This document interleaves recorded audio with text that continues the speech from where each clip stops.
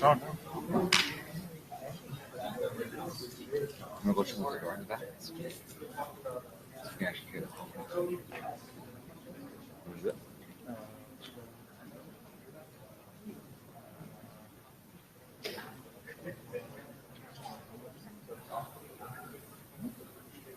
Let's start.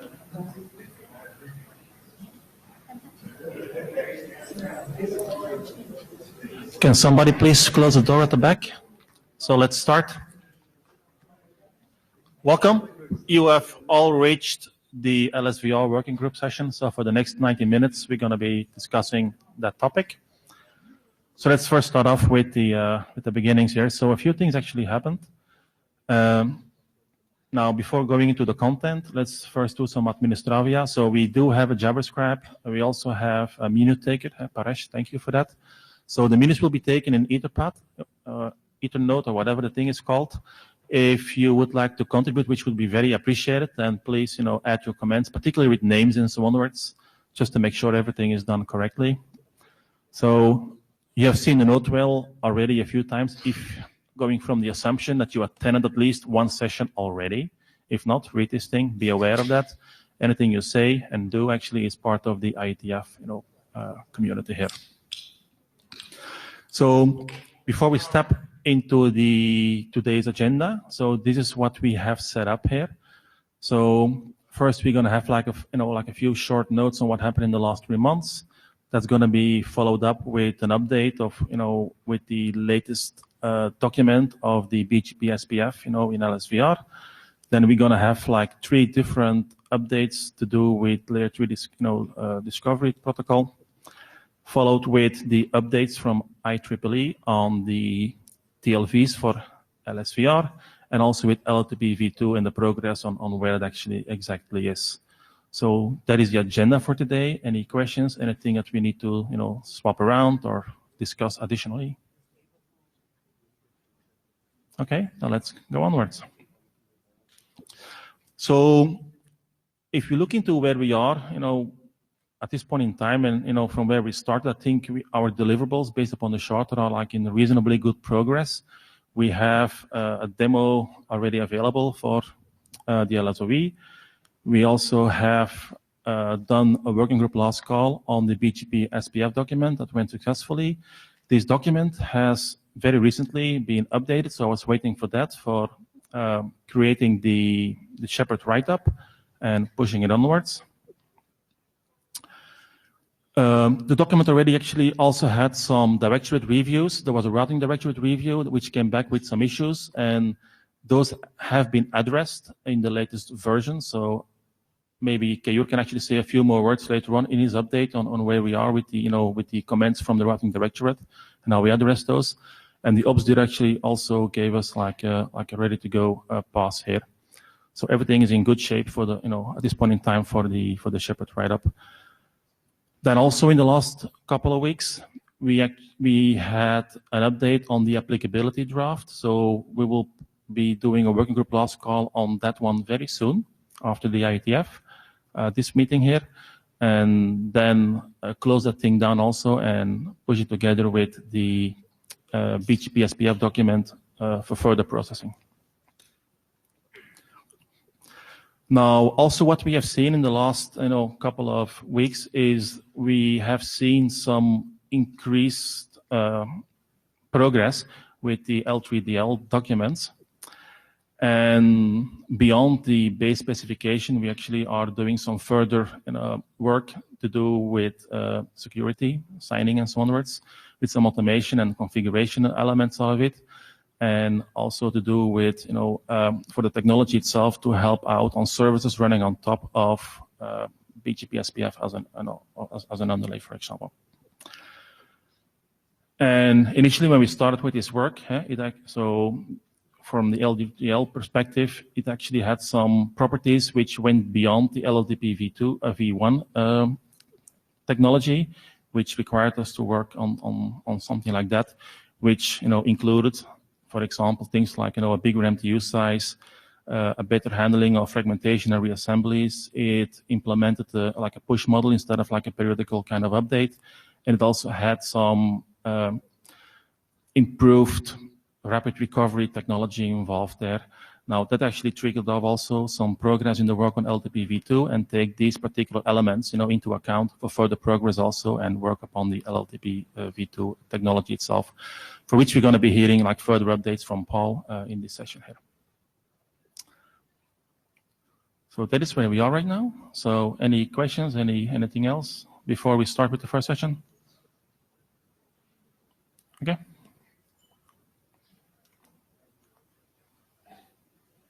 Here. Looks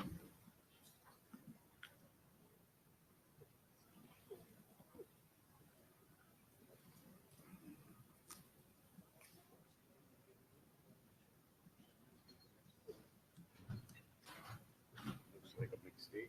It's a dumb tumbler. Yeah. You sure it's not going to crash? I don't know. Good afternoon, guys. I'm going to give a quick update on BGP SPF. The draft version 6 was submitted right around the end of September, first week of October. Working group last call has been successfully done. We did get reviews. We have incorporated that in the draft. Implementations are now available. So as part of the last call, at least the working group last call, there were comments where folks came in and said, hey, it would be nice to sort of provide a mechanism to mark the node and at least say if the node's not capable of acting as a transit or cannot participate in SPF. And we have incorporated this mechanism through the status TLV that was already present. So we do now mark the node, and that would allow the node to appropriately participate within the SPF itself. We did also receive lots of NICs, and I think we'll take care of that in version 7. That is going to be posted post IETF. From an implementation update standpoint, we now have at least one BGP implementation that is fully conformant. We do have another open source implementation that's in works, specifically on FRR. And we have at least 3 operators who are looking to sort of start playing around with the code base in the lab. From the update standpoint, the Yang model for this SAFI is also defined, fairly straightforward mechanism from the modeling standpoint. We want to start working on this models draft.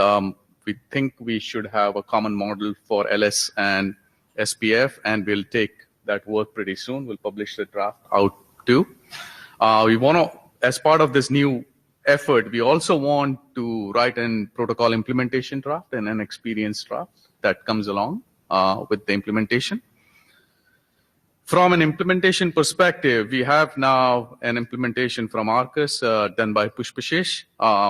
Pretty much covers all the sections of the draft. There was, from an implementation standpoint, and I think we discussed this at the last IETF too, a challenge in generating a remote router ID because we do not have a hello mechanism that establishes the adjacencies. And as part of that, as part of this draft, we have sort of punted that either using LLDP or L3DL, and or else you can statically configure that and sort of build up the adjacencies. So that took care of it. Again, from an interop standpoint, when you receive the routes and when you install these routes into RIB, as the draft suggests, we do give this SAFI a preference over IPv4 unicast and IPv6 unicast, and that solved the problem pretty much from competing SAFI standpoint. From an implementation testing point of view, we have made sure we have enabled it with both IPv4, IPv6, as well as SPF SAFI, and seems to be working just fine. A little bit of test details on the test setup that we have tried this SAFI. We've used standard clause, leaf spine topology, 10K V4 and V6 routes with 32-way ECMPs. So you're looking at 320K paths for V4 and V6. Dual stack tested. Peering was done in band between leaf and spine. The early convergence numbers we have gotten suggest no particular convergence deviation from IGPs. In fact, this is turning out to be a little bit on a better side. That pretty much means that from a convergence standpoint, the SAFI is holding up pretty well. By next IETF and in the implementation update draft, we'll be posting some numbers with respect to how many updates were generated and do we see any optimized behavior here.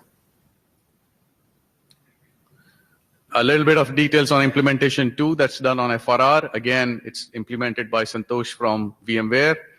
AFI-SAFI support for the BGP is pretty much done. Packet encode decode support is also done.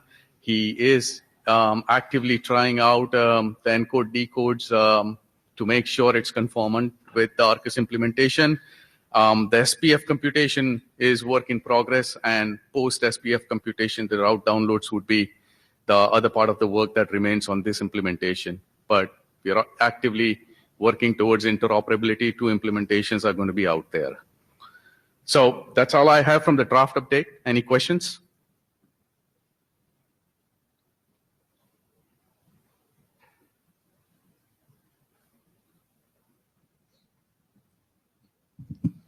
Alberto, you said you have a Yang document? We are working on a Yang document. Okay, so it's not ready. Okay. No. And then in that same slide, I think you have other drafts you said you wanted to write? Yes. We want to what are write an those? implementation spec and a protocol experience spec. Can you show the slide so I can?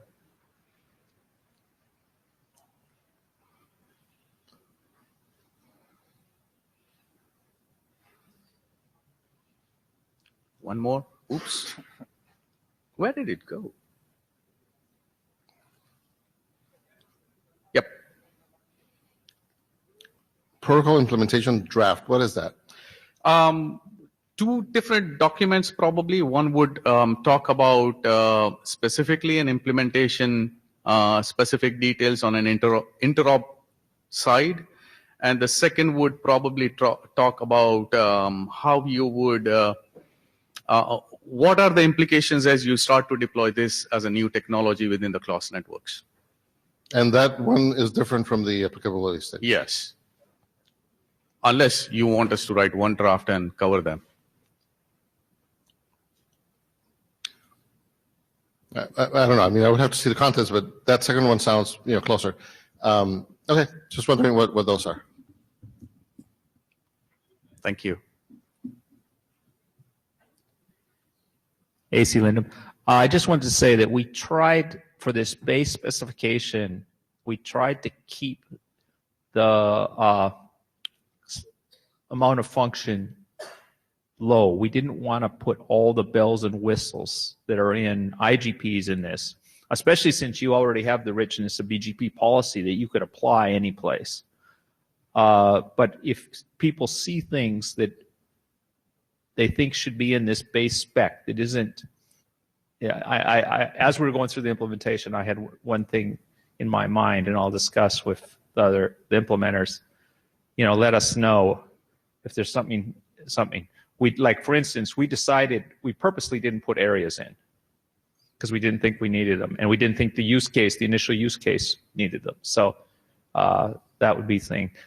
Regarding Alvaro's comment about the protocol experience, that was a requirement for new protocols. Now, we haven't done a new protocol for a long time. We got a couple of them coming. So, back in the old days, I remember there was these, in order for a new protocol to get the protocol specification published, you needed the protocol experience. Or maybe that was just to go from standards. Maybe that was to just go from that's what it was. It was to go from proposed standard to. So we're doing one better than that, I guess. We're doing that initially, the protocol experience.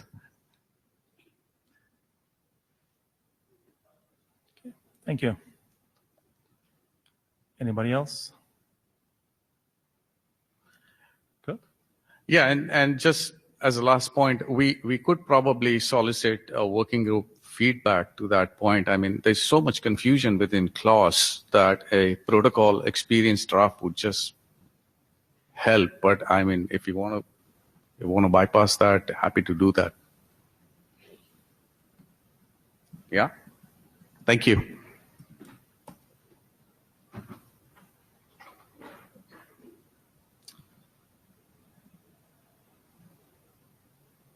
Okay.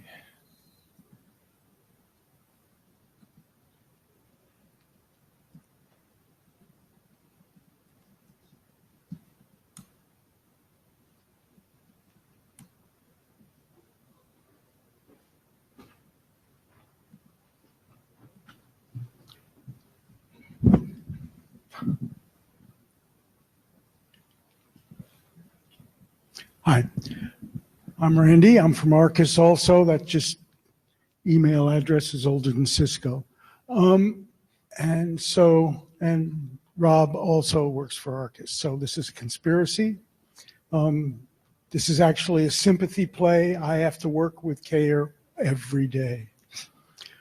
Okie doke.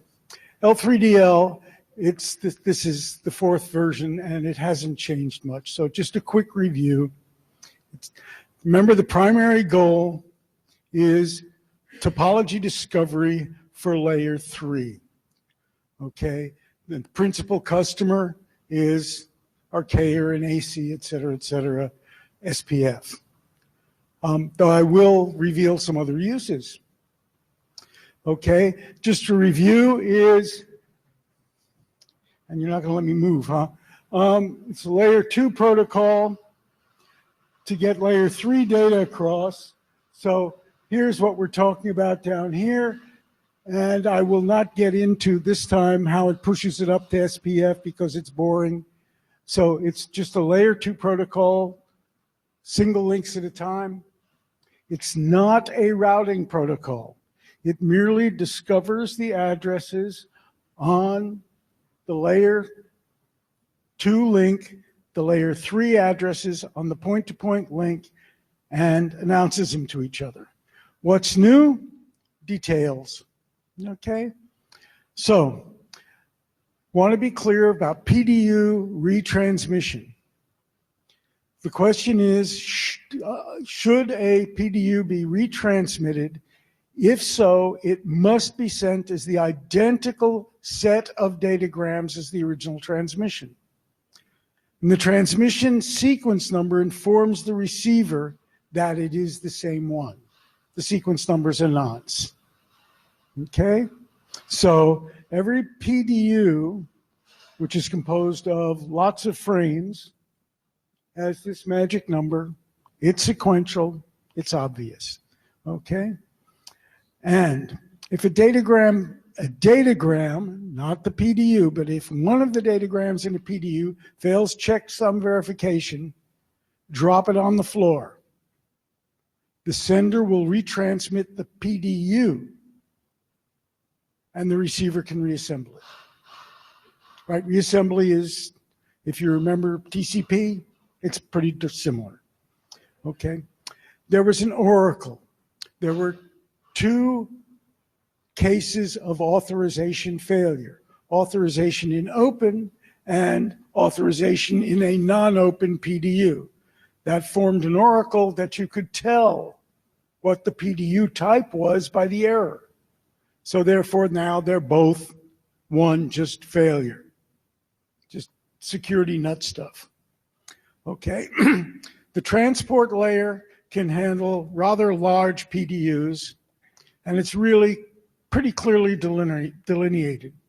A datagram can be 2 to the 24th of them, 2 to the 16th octets in a datagram, except it has to fit probably in an Ethernet frame. So if you see Ethernet frames that good, you've got different classes than I do.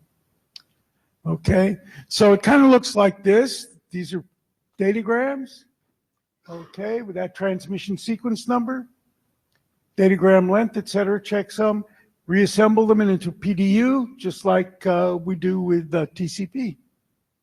Okay, and why not use TCP? I mean, why reinvent TCP? It's because we don't know the IP addresses of anybody. We're discovering the IP addresses. We'd love to use TCP. We'd even put it over TLS.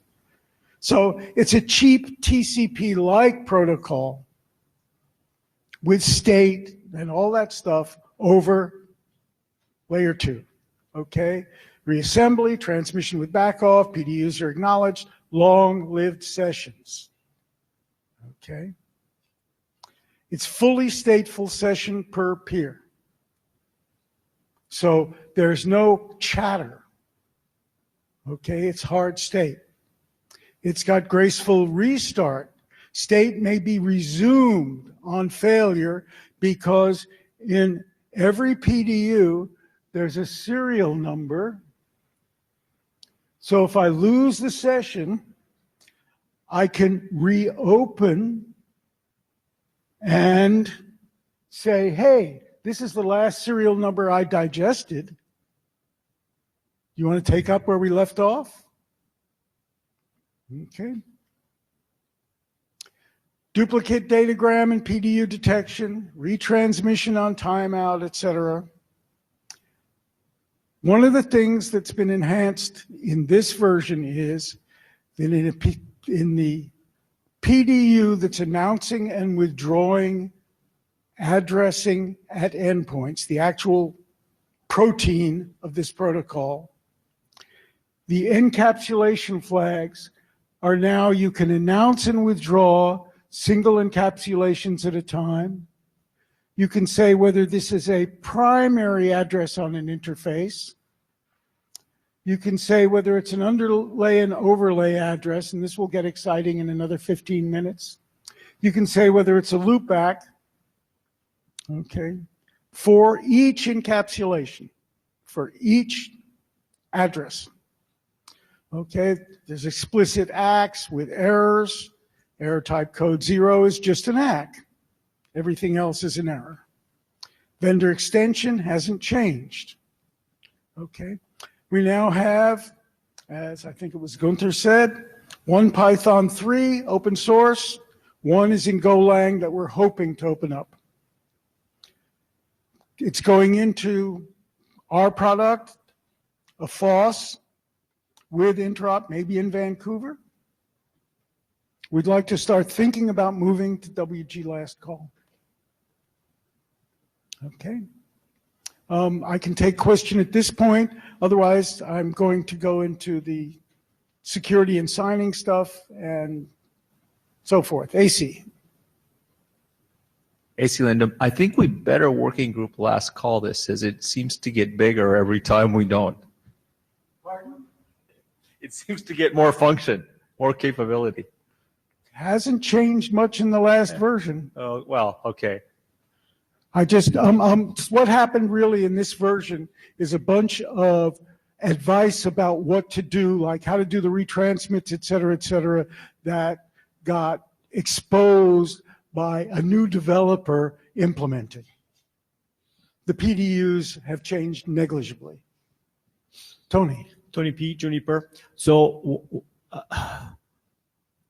did you give any consideration to DCCP? I mean, the whole work has been done already to run TCP over UDP. It's published, RFCs, everything. We did. Do you mean the IEEE trying to do TCP no. over? It's IETF RFC, DCCP. That has been done. It's basically TCP over UDP, fully published with all the corner cases. So I wonder why you were not looking at that stuff. maybe you missed them, maybe there was something missing. Just a question in the room, because I see the same work pretty much, yeah. But if it runs over UDP, doesn't it run over IP? Do it. You haven't got an IP address. Okay. But it's a layer 2 protocol because you don't know layer 3 yet. If I knew the layer 3 address, I wouldn't use UDP, I'd use TLS. Sue. This is Sue? Sue Harris. Thank you. I think you fixed several of the retransmission concerns I had with this. Thank you, developer. Thank you. Yep. He was rather picky. By the way, his name's Harsha. He's not here. But he beat me up every couple of days. Okay. So, if you remember from last time, you can go to BES, and Neeraj extended it to do EVPN without ARP snooping, without all the crazy stuff that makes you throw that equipment away. Okay, so go to BES and see Neeraj's presentation on using this with 2 new PDUs for EVPNs. So way back when, I raised the issue of security, and operators said, yeah, we want security. I said, what's your threat model? And the room was silent. So I hypothesized a threat model, and I said, I'm worried about people plugging poisoned laptops in. I'm worried about people plugging strange devices in, et cetera, et cetera. So if you'll notice, the PDUs have, all PDUs are signed, or can be signed, or may be signed to be more proper. The open PDU may have a type of authorization that'll be used, the key that will be used to sign with the appropriate length, of course. Okay? The PDU is signed by the sender. The open PDU had the public key. The sender signs with the private key, of course. And the device sending the open can use one key for all links, different keys for the blue links, different keys for the pink links, whatever. We don't care. Okay, that's a matter of configuration. Okay, click. There we go.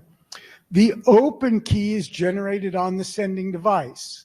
The private key never leaves the sending device.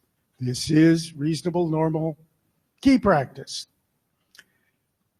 With trust on first use, it's believed without question by the receiver. So here's my public key, you believe it. It's used to verify all subsequent PDUs from the same sender. So the sender is the same attacker you had yesterday. That's tofu. Sorry. You don't have to use tofu. You could have PKI based. So the key is generated on the device, and then the public key is sent to your key management infrastructure. It is signed by whatever private key is known in the system, where the matching public key is on all the devices. Okay, it's normal PKI stuff, but don't be afraid. It is not X509. Okay, it just is that the key, the public key, is signed by a private key, and that's it. None of the rest of the X509 glorp, you don't need it. If you are an organization that has an X509 infrastructure, of course you can use X509. Enjoy. Okay? Every device, though, to do this, must have burned in or distributed to it somehow the public key of the trust anchor of the PKI, so it can verify. But this gives you fairly reasonable signed PDUs. Okay? Verify, the two methods are indistinguishable. The key in the open PDUs to verify the signatures. If it's PKI based, it's just when you got the open PDU, you could check that the key was authentic. From then on, you're cruising. Okay? The choice of which type of keying is left to the operator. And in fact, they could mix and match. The pink peers get tofu, the blue peers get it PKI. Okay? And we'd like to request WG adoption. Would you like it to do it here or in email? Email would be preferred, I presume? Yeah, email. Okay. So, questions on that one? Sorry, some of us are security geeks, so we wanted to have the darn thing reasonably securable. You don't have to do it, by the way. You could have the key authorization type be 0 and no security at all. Right, sorry, I didn't mention that. So the purpose here is for K and AC to be able to talk to BGP to each other. Okay, let's remember why we're doing this. So wouldn't it be nice if we could give K and AC the information they need to build their BGP SPF session? Okay, so we have a PDU for building upper layer protocols. And in this instance, so it's a normal TLV with a protocol type, an attribute count, and an attribute list. And the attributes are the protocols. Want to provide the minimal set of parameters for BGP because open is going to exchange all the rest, and you don't want to be in conflict with the parameters exchanged in open because then you have two sources of truth, and my mother always told me that's bad news because then you have to resolve them. Okay, so what are the minimal parameters for BGP open? Okay, they are is my ASN, what's my peering address, and what's the BGP authentication data. Okay, and yes, of course, there's one for IPv6. Okay, and that's it. That's all it is. Really dumb, really stupid, really simple, and you can automatically create your BGP sessions. Questions? Not even from Sewer John? There we go. John Scudder, I'm only coming to the mic because you called my name. It's, anyway. No, actually, I don't have any questions. I have your document queued up to read. When I have something intelligent to say, I'll say it. Okay, so we'll do we'd like an adoption call on that too. And then for dessert, there is no internet draft on this, but I want to show you an ops hack. Okay, no protocol, just an ops hack at layer 3 using L3DL. So the folk doing Kubernetes, et cetera, have, TORs connected to a rack full of servers, and servers have, they might have a NAT or whatever, and tons of microservices, maybe 100 of them on a server. Okay, and we can use L3DL to automatically build and discover this. The simple thing would just be running L3DL on the server's external interfaces and on the TORs. And you'd have an L3DL configuration to say, inject those. Well, that's fine. Now the TOR knows how to find those interfaces. Big whoopee-doo. That's not very exciting. So remember active and passive interfaces in ISIS and OSPF. Okay? Where you can say that an interface is active, excuse the Juniper, I believe.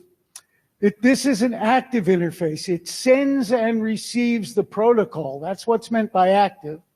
And it injects its L3 addressing into the protocol. A passive interface, it does not send and receive the protocol. It's silent. but it injects the L3 information into the protocol database. So that was, thank you, the encapsulation flag for under and over. We're going to use that. Whereas the underlay is passive and the overlay is active. Actually, I think that's reversed, but the underlay overlay terminology always confuses me. But the overlay, we're going to take all these interfaces, SW0 through 7, and inject them passively into L3DL. These interfaces are active.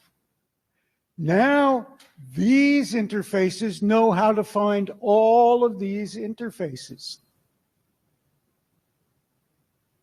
And they can move around between servers, between interfaces here. They can be spawned, they can die, etc. Okay? You can do multi-tenancy. Just do VRFs here, do something like VXLAN here, put the matching VRFs up here, and you have multi-tenancy. Okay? So you can have a rack where microservices are moving around, etc. And remember, L3DL is going to be very quiet. It's only going to tell you when things change. Now you can turn up layer 2 liveness checking or not use it at all, but if you want detection of failures in motion, if you want to detect a server down within 1 second, 10 seconds, or 5 minutes, you can turn that on. Okay? So you can have hundreds of microservices on a server, 30 or 40 servers a rack. You can cross pods and racks. You can have service mobility and creation, deletion, microservice failure, server failure, etc. It's dead quiet. Only changes are propagated. And that's it. Hi, Paul. Hi. So I think what you're saying is you really only need to run one instance of L3DL, then, not for all of those LLIEs or whatever that are the virtual ones in the overlay. Is that what you're saying? Yes. And so if there's collisions with IP addresses or things, how is that resolved? Or then you use the VRFs. If it's multi-tenancy, you will use VRFs, L3DL VRFs, etc. Okay. So they can use the same address space. That's what we mean by multi-tenancy. Right. That you and Sue are both using network 10. Right. And so are those in different TLVs inside L3DL, or how do you combine them in L3DL, I guess? Multiple L3DL instances. Oh, so they are In multi-tenancy, you'll need another instance per VRF. They're multiple instances, but you only run one liveness instance. So they're not all doing hellos, making sure they're alive? Or? Well, it depends upon what you want to worry about being alive. Yeah, no, I'm just... That's your choice in tuning it. Okay, you're mentioning it's quiet, and so that was the part I was trying to understand. Well, the two aspects to quiet. First of all, you tune liveness for what you want, just like you tune BFD. But the protocol only announces changes. Right. And that's the big thing about quiet. It's not going like ISIS and OSPF every 30 seconds hitting you on the head with a hammer. Right. Okay. Right? It's like BGP. It's only announcing changes. And that's all I've got. So you better ask questions because I'm well under time, right? Time.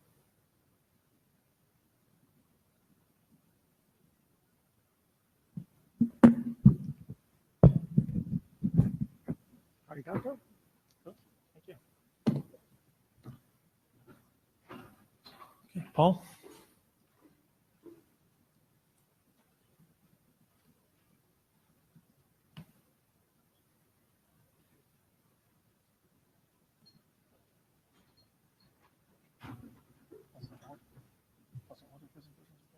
Yeah, that's fine. Okay. So at the last IETF, we promised to produce a draft that showed how to write the LLDP TLVs for the information that is needed to be exchanged for LSVR. So that's what this draft is about. Again, so, why was it motivated? As Randy just mentioned, LSVR needs to get this information to bootstrap itself. L3DL does that, uses TLV formats to do that. LLDP also uses TLVs. And so what we're trying to do is define the TLVs that could be used by LLDP to give LSVR what it needs. And also, one of the objectives I had was to demonstrate how IETF can define their own TLVs. AC pointed out that there is already a draft in IDR where that's been done. So I wasn't aware of that, but that's great. But it does point out the need for coordination in the IETF on defining TLVs for LLDP. So LLDP has a mechanism for organizations to define their own. This is the format of that. Organizations can be vendors, or they can be other standards organizations. And you stick in your OUI into the TLV itself, and you have a subtype field that must be there, and that subtype you need to manage. So that's what the IETF would need to make sure, if they're going to create their own, that they manage that space. So in this draft, what I did was go through L3DL and try to look at the information that was being exchanged there, and just simply create LLDP TLVs for that with some caveats and some things. I'll talk about that. So as I mentioned, I wasn't aware of the AC's draft in IDR. So I thought this was maybe the first time, but nonetheless, again, pointing out IETF does need to manage these, and perhaps it's RFC 5342 is the place to do that. Yeah. Yes, this is Susan Harrison, this hat, IDR co-chair. It's an individual draft, but it is worth a read as you're on the same thing. Yeah. Yeah, I'd already gave it a read and gave some comments back, actually, as well. Okay, so let me talk a little bit about the design of these TLVs. So the TLVs themselves have a bunch of fields in them. I didn't define those fields, just made a normative reference to L3DL. So things like the LLEI, the attributes, those in-caps flags that we just looked at, all those come from L3DL as a normative. I did not include the per TLV signatures that are in L3DL. The way L3DL can define very large TLVs, so maybe a signature per TLV makes sense here. I think in LLDP, if we're going to do signatures, we need to do it across the entire set, as opposed to inside each one. We have a limited space for a TLV. That's one of the things we need to work with. And so just some minor things. The encapsulations for IPv4 and v6, I didn't include a count when you list multiple of them, because the parser could figure that out.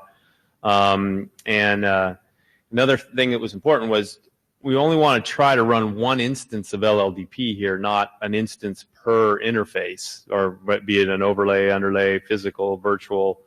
And so the way to work around that was then to just add the LLEI into each of the TLVs. So we don't need to, again, run multiple instances of the protocol.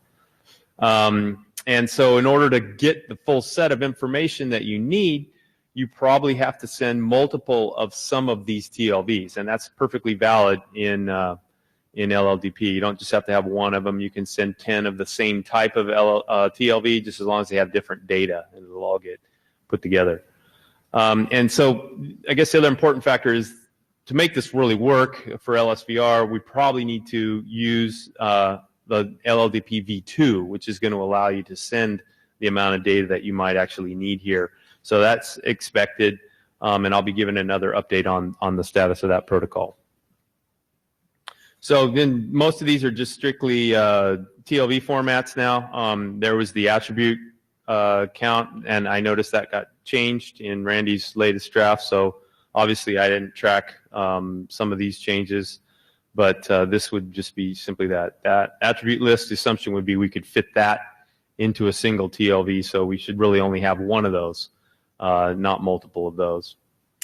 IPv4 announcements would have the in-caps flags and the address, and then of course you could replicate that as many times as you can to fit in the size of an LLDP TLV, so you might send multiple. So we have a V6 as well. We have the MPLS V4, the MPLS V6. I don't think we need to look at them in details. But the way the fields in there are structured, again, are either normatively referenced to L3DL or they were slightly modified to remove a count field or something. Okay, so that's sort of the main thing of the draft. It doesn't really tell you how to process them or pack them or anything like that, just trying to define them. And if we need to sign these things, we need to probably figure out maybe we should create a whole new L2 or TLV just for the signature. We could talk a little bit about that. And clearly, if we want to pursue this, if there's interest in this, we need to fix the clarifications and get it up to date with L3DL. So any questions?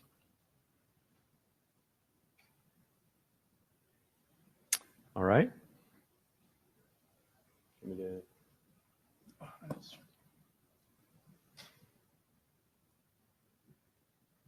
Randy Bush. Yeah, Randy. What's the rhythm? In other words, how often will I hear this stuff? And how much payload do I really get? Okay. And that'll be covered in this presentation where we talk about Gotcha. LLDP v2. So all that other the draft is just defining the payloads that you need. So this presentation is going to tell you about the latest status of project 802.1 ABDH. If anybody needs a secret decoder ring on the letters, meet me in the hallway. I can explain the capital upper and lower case. They are significant. So that's what we're calling LLDP v2. So first of all, I'm giving an update on a standards project and the other SDO. This is just my personal view. Kind of need to show this slide. It's not an official liaison. Okay, if you want to do those, they pass letters back and forth. This is a much more efficient way to do it, if you trust me.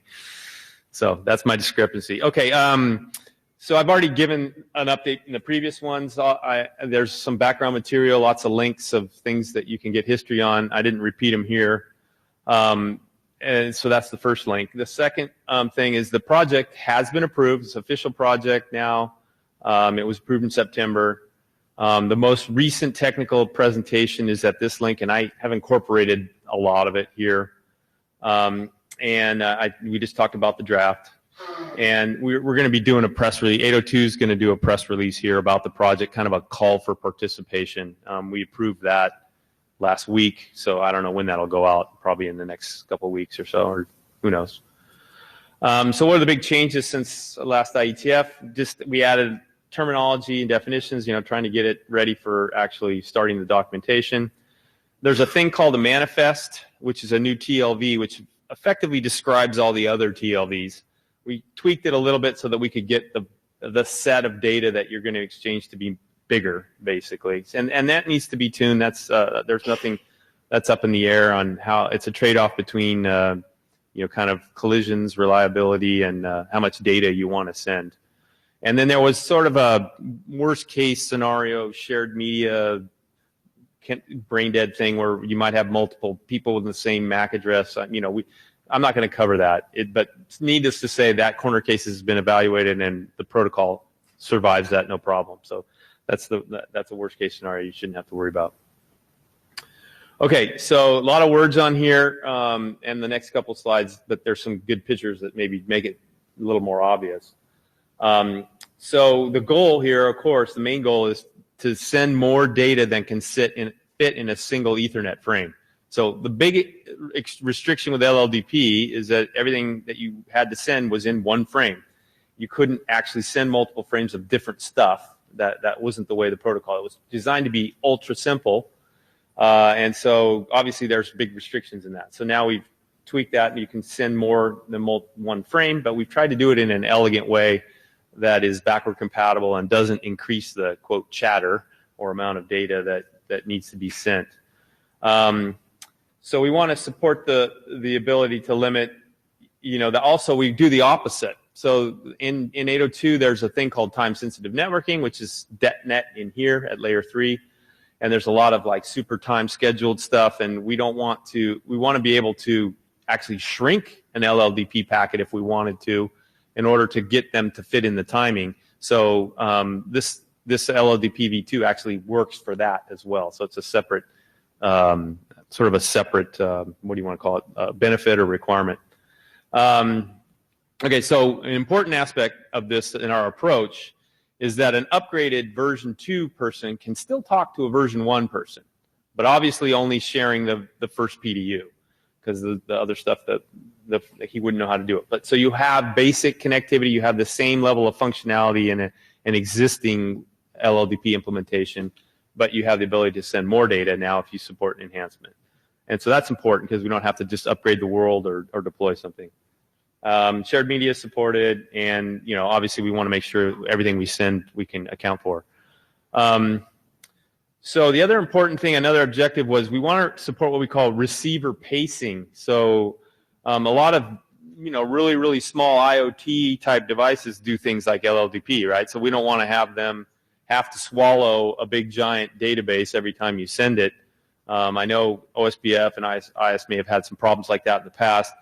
So what we do is we allow the receiver of this chunk, a series of data, to be able to request them at the pace that they can. So that means I can still have very cheap implementation of LLDP without a ton of buffering and things like that needed. And we don't want to increase the chatter any more than LLDP v1. So there is no increase. It's you simply periodically transmit exactly like you do in LLDP 1. If there's more changes in the extension data, then the receiver will request that. There's some other optimizations, that we looked at as well, or looking at, that could be considered. The project scope was written in a way that we could do, I think, some extra things if we really needed to here without too much feature creep.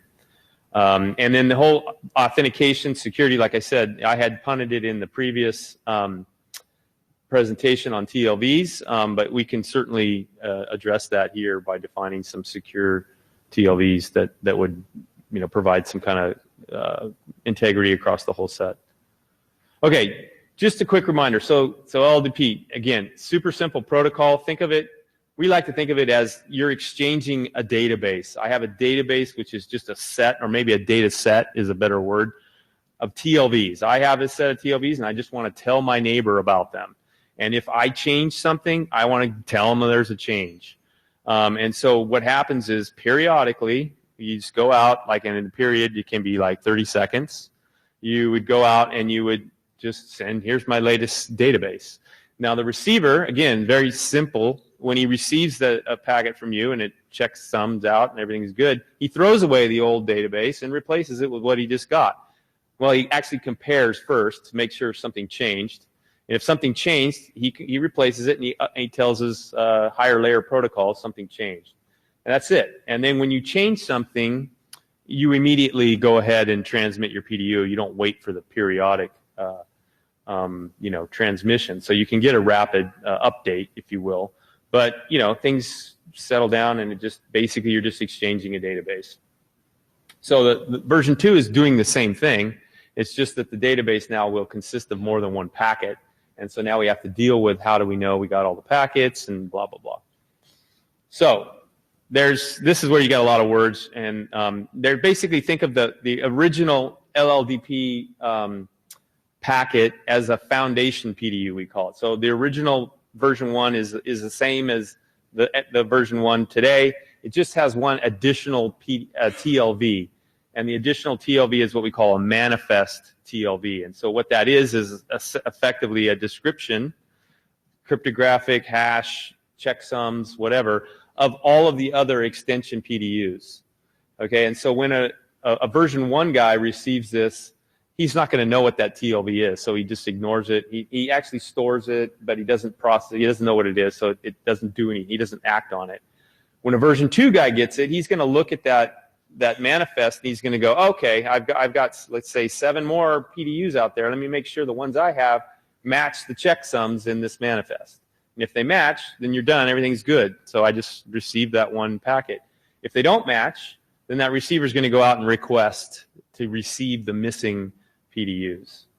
So again, the whole database, it's basically a foundation PDU plus these extension PDUs.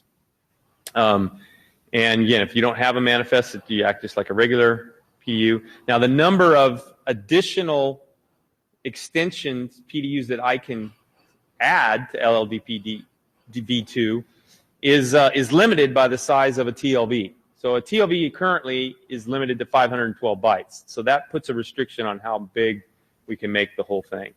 And that's where playing with the size of the manifest gives us a bigger set or smaller set. And so anytime data changes in one of these extension PDUs, the manifest would get updated. That would get sent over. The receiver would notice that it's changed, and then he would ask for the changes, basically. So now we have extension PDUs.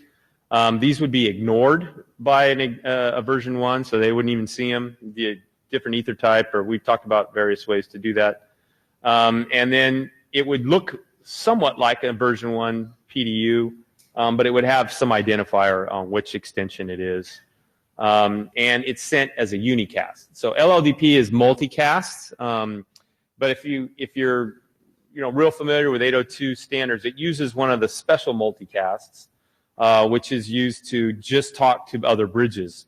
So it doesn't flood through the network. It is stopped by every bridge. So it acts a little bit like a unicast. But if you had a true shared media, like an old repeater or something in there, it would go to every person.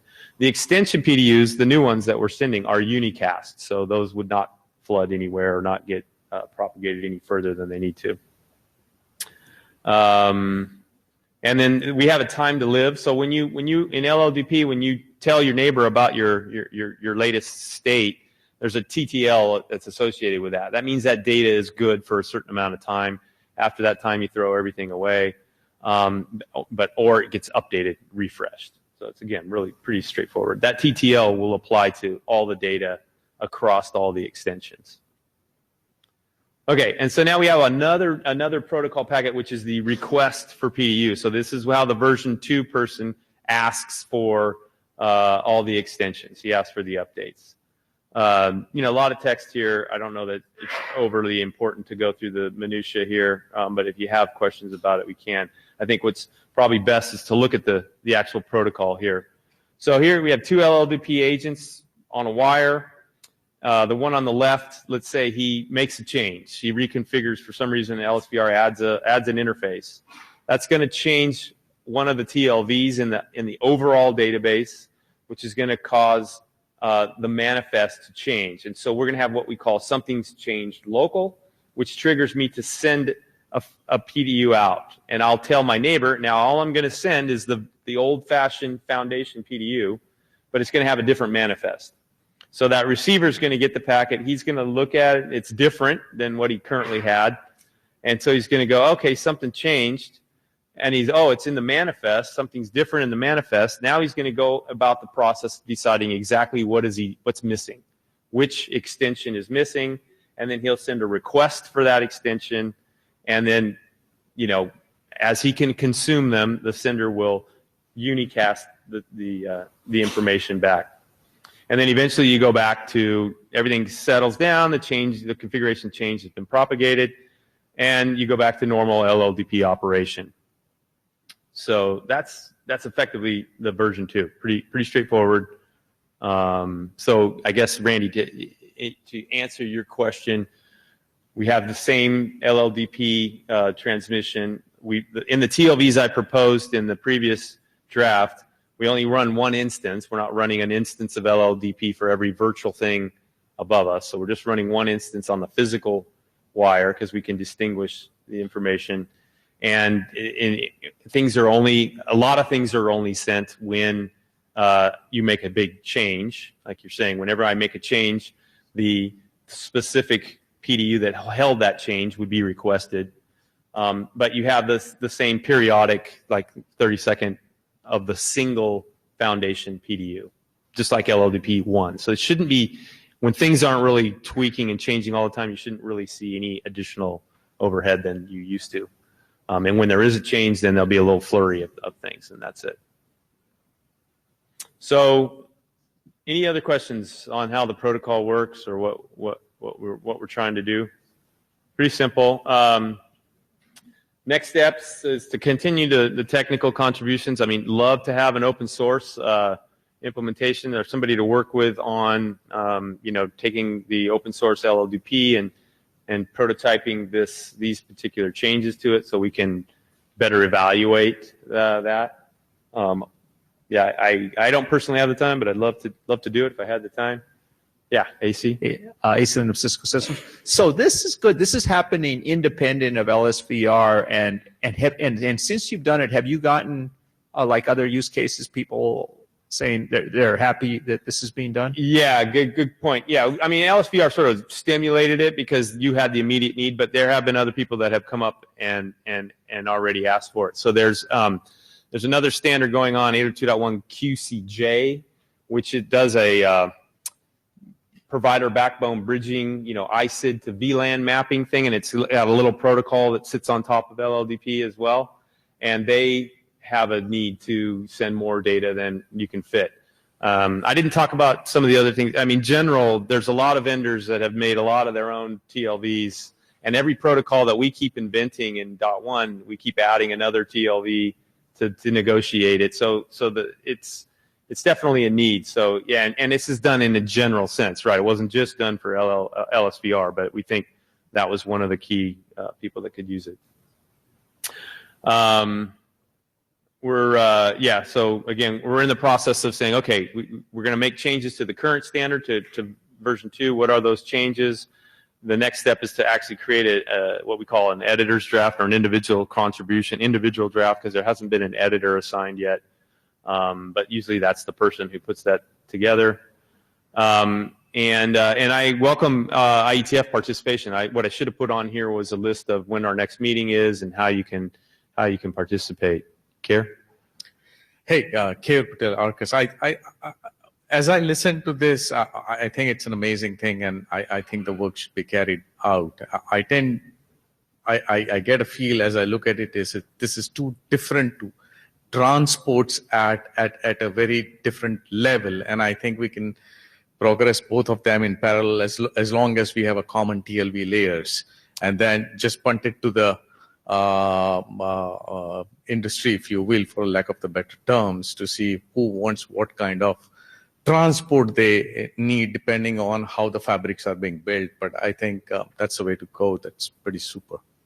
Sure. I certainly wasn't proposing that this is an exclusive alternative to what's going on with L3DL. No, there's going to be other use cases for this as well. What we understand from talking to various operators is they're already running LLDP anyway, so why not? Let's try to add to it. But there certainly was an intention to be an exclusive method.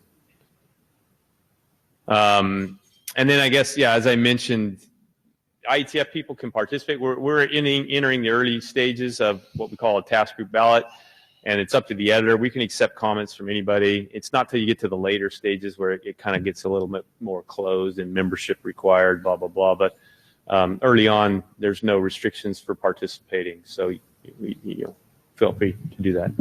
Yeah. Alvaro Rotana, thanks for the update. And both you and I think Kayer sounded like you said the same thing, that 802.1a/b/h, see, I can say all the words, and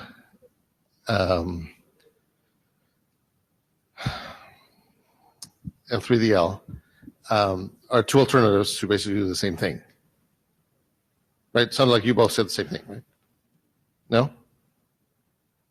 Well, for carrying the information that you want to exchange for LSVR, I think there's two ways to, you have two protocols that could meet that objective. The L3DL does some other things as well, but yeah, like the liveness.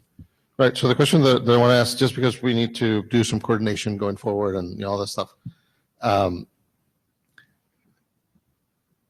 So you just said that there's some extra some extra work in, or some extra features in L3DL that are not covered here. So the inverse question is, does LDPv2 satisfy the requirements that we need for LSVR?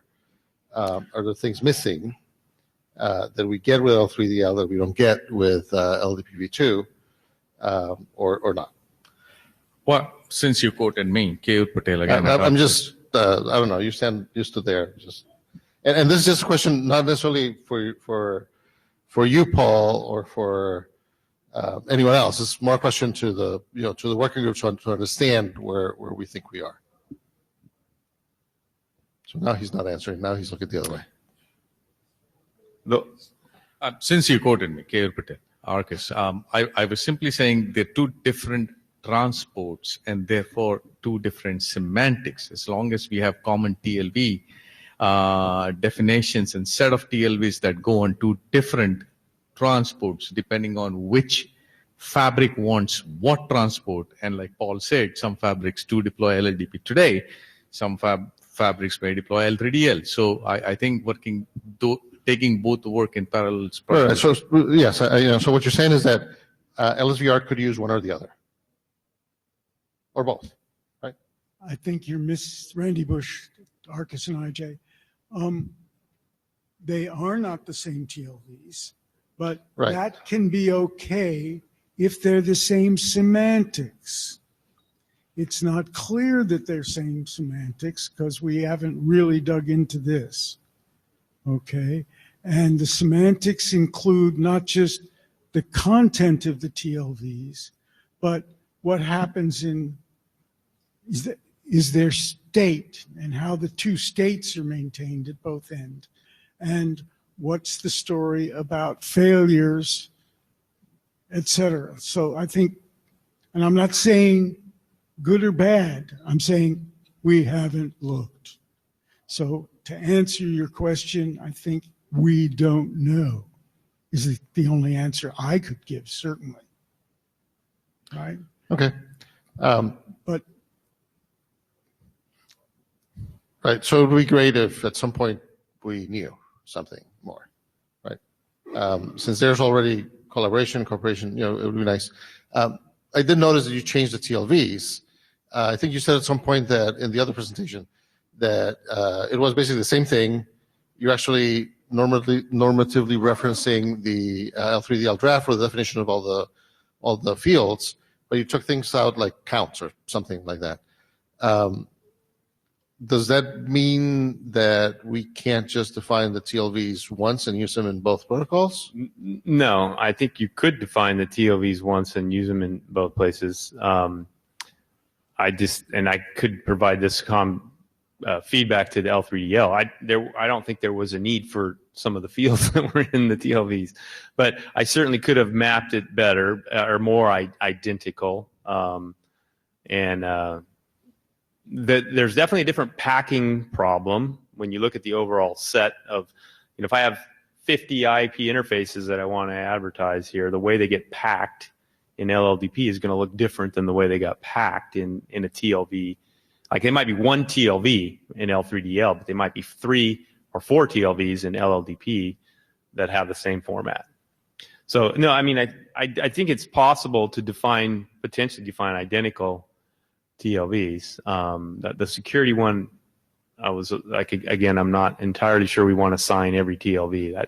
That's a discussion to have. That's probably an aspect of the way LLDP packs its TLVs because it has a restricted size. So I don't want to waste however many bytes signing every single one of them. I'd rather sign the block of them. So that's the difference. That's probably the one main difference that I see in the TLV formats. Otherwise, I think they could be identical. Okay. Randy again, excuse me, Alvaro, he's got a real estate problem. Yeah. So For security. we don't have a real estate problem because we can pig out. So the constraints on what happens to the TLVs and how you pack them. Okay. Yeah. Okay, so I'll do my best to make sure I announce to LSVR when we're, making drafts available of our protocol, and again, inviting people to participate in the process. And of course, coming to our meetings is fine too. That's great. and I can announce that as well. Whatever you guys want me to do there, just let me know. Okay, any other questions? Okay.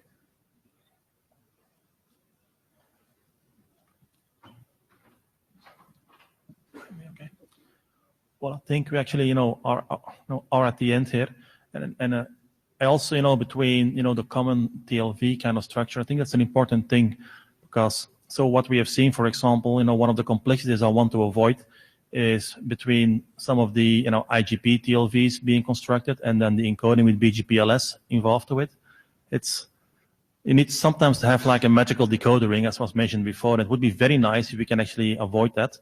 And for that, I would really, appreciate collaboration between the two different transport mechanisms. It would make life a lot easier going forward. And also, I think for vendors, having something common is very appreciated. So if nobody else has anything to say, then I think I'm giving you back about 20 minutes. Yes. One last comment. I don't think we got a chance to address it while Randy was presenting L3DL, but we have an implementation for L3DL that is fully compliant, and I just wanted the working group to know. So happy to work with, and if there's any other implementation out there, would be happy to do some interop testing. Okay, thank you. Who has the last blue sheet? There should be one more clipboard. Okay, I'll come get it. That's good. Okay, that's it, folks. Thank you.